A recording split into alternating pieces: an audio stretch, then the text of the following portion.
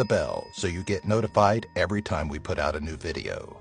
Number 10. Milgram Shock Experiment. In 1963, Stanley Milgram sought to gauge just how obedient people could be, basing his idea off of the Nazis that claimed that they were just following orders. 40 participants were gathered and charged with shocking a third party whenever they answered a question incorrectly that was posed by Milgram. Though the person being shocked was an actor and no harm was being done, the subjects believed they were administering up to 450 volts of electricity, especially as the recipient was a rather convincing performer and begged for reprieve. Though 35% stopped when the voltage was at its max, all 40 subjects heeded Milgram's orders up to 300 volts. While no physical harm was done to anyone, Milgram's experiment is criticized for the mental anguish placed upon the subjects who responded as Milgram told them what they had to do. Number 9. Stanford Prison Experiment.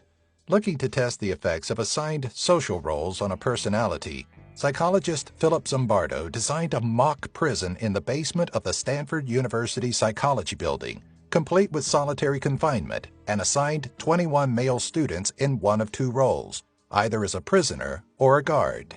The experiment started with the prisoners being arrested at their homes without warning and taken through the booking process before being held in the prison basement.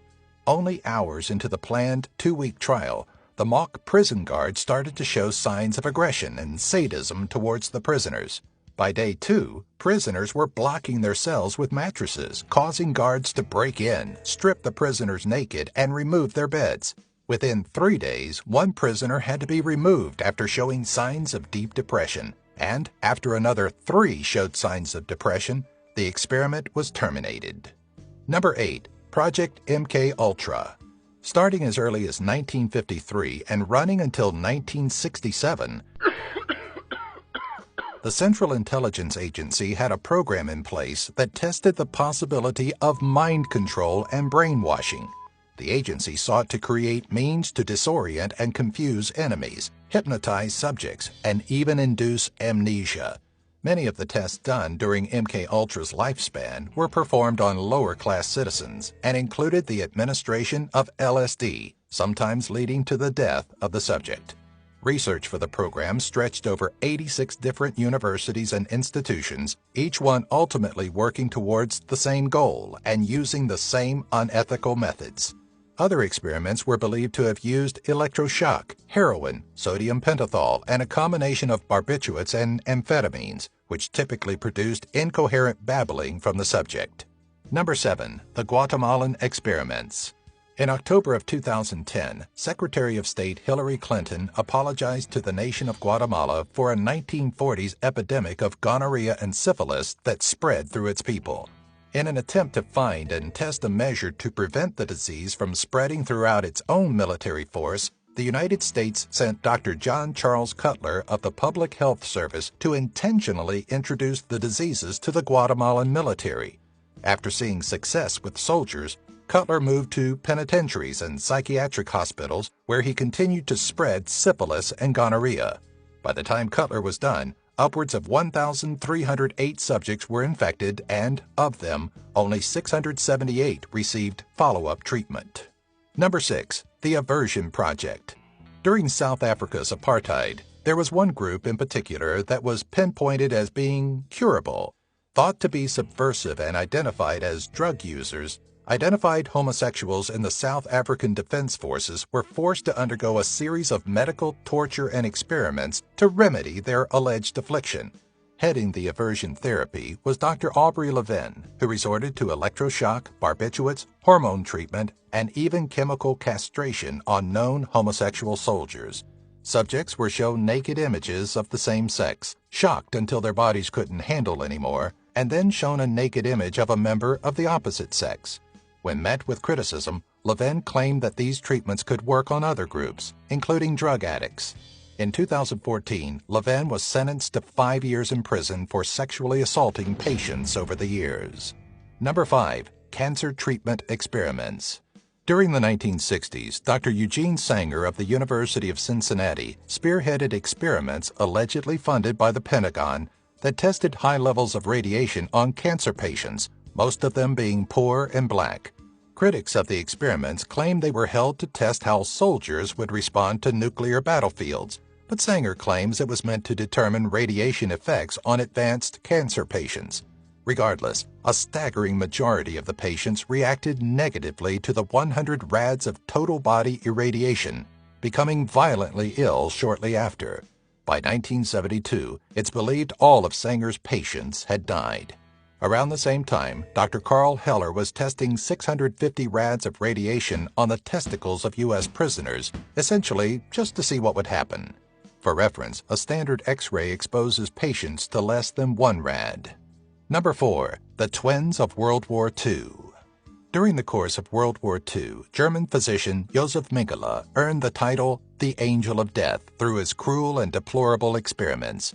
Of his more controversial were those he dedicated to twins. Like some twisted Dr. Frankenstein, Mengele was known to turn pairs of twins into abominations. 2 twins that survived the experience, Eva and Miriam, talk about gypsy children that were sewn back to back. Allegedly, Mengele had tried to create Siamese twins by conjoining blood vessels and organs. Other experiments involved injecting hundreds of pairs of twins with Noma disease-causing bacteria and injecting an unknown substance into the hearts of some just to dissect them after they died. Number 3. North Korean Experiments. When M. Chung-young, former Pyongyang Armed Forces officer, defected from North Korea, he did so with information that further shows the darker side of the East Asian country. According to M., human experimentation was a regular occurrence in North Korea, specifically performed on prisoners and mentally and physically handicapped children. M and other defectors have alleged that handicapped children are not forcibly taken, but purchased from their parents for grains of rice. Of the experiments M was alleged to have evidence of, the worst included experimental dissection and live testing of anthrax and dozens of other chemical weaponry agents. Number 2. Dr. Shiro Ishii and Unit 731. By 1945, Dr. Shiro Ishii went from being a Japanese microbiologist to a renowned Surgeon General whose path was marred with blood and human suffering. During the last 3 years of World War II, Ishii oversaw operations at Unit 731, an experimental POW camp which became the site of grotesque procedures. Thousands of victims were enlisted as Ishii's subjects and exposed to tests that involved being shot, having limbs frostbitten, and being placed in high-pressure chambers or centrifuges. Others were dehydrated to near death, had organs partially removed, and became monstrosities sewn back together for the sake of cruel science.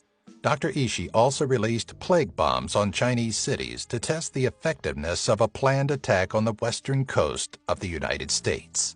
Number 1. Nazi War Experiments. Nazis don't often get praise for their sparkling and kind mannerisms, and for good reason. While Nazi soldiers fought on the front line, other party members were using their expertise in incredibly sadistic ways, performing unimaginable experiments on POWs. Like Mengele's twins test, other Nazi doctors and researchers used subjects to experiment with different poisons, including the use of poison bullets, testing the effects of high altitudes in low-pressure chambers only to kill those that didn't die, and testing different means of treating wartime wounds, including blood coagulation, which requires subjects to be unwillingly injured. Experiments were typically carried out at concentration camps on populations of Romani, or Gypsies, Soviet POWs, and of course, Jews, by Nazi physicians including Eduard Wirth, Adolf Pokorny, Wolfram Sievers, and Sigmund Rasche. Thanks for watching. Don't forget to give us a like, leave us a comment, and click the bell to get notified about our next new video.